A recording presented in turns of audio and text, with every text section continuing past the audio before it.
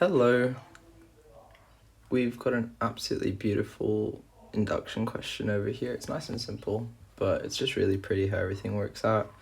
And it's a good introduction to induction if you haven't done any of it before. This was actually the first question I did on the topic and walked through it with my teacher, and he helped me understand what sort of things I should be looking for. So I'm going to try to do the same.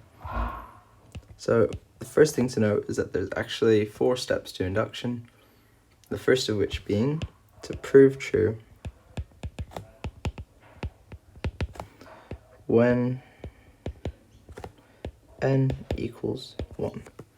So nice and simple, you're just subbing 1 into the spot of n in the equation, and for this first step we can actually work on both the right hand and the left hand side. So we're starting off with the left hand side here, 2n minus 1, 2 times 1 minus 1, which just equals 1, and moving on to the right hand side,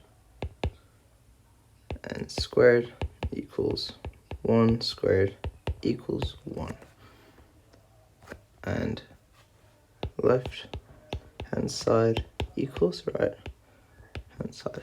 So this bit over here is very important, because if it didn't equal, then we might as well just give up now. But now we can prove, at least for one case, that it does work.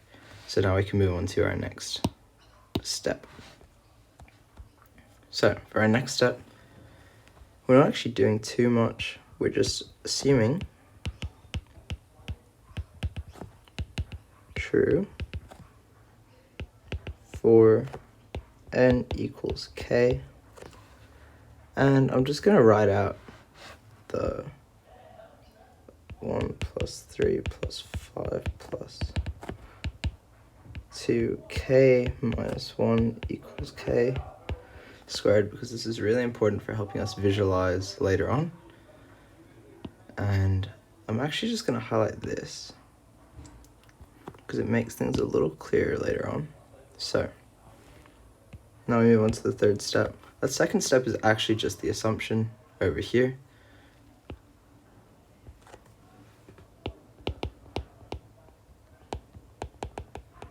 And the reason you can assume that is because n is just a variable representing a positive integer, and therefore it's basically the same with k. So you can make this assumption, and that actually allows you to follow through with the next step of the investigation, which is prove true for n equals k plus 1.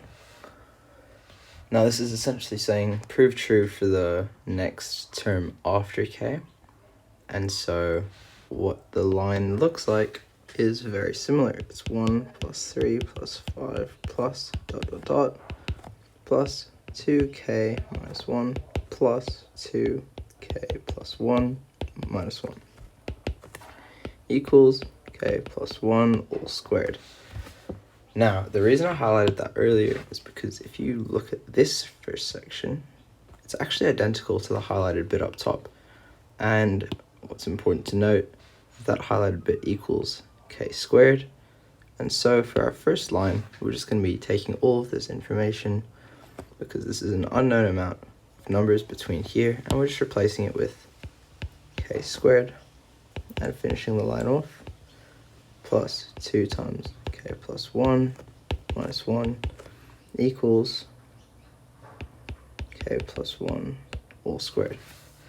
Now, this actually could be considered wrong notation doing it like this. Another way to do this is just saying equals left hand side, and then we're going to move on to the next step, which is just expanding out k squared plus 2k plus 2 minus 1 equals k squared plus 2k plus 1. Now with basic factorization, you can take this into k plus 1, which is k plus 1 all squared.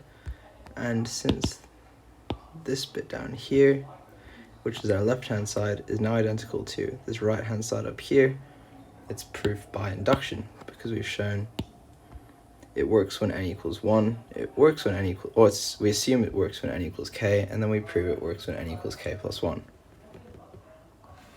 Nice and easy, hope you understand.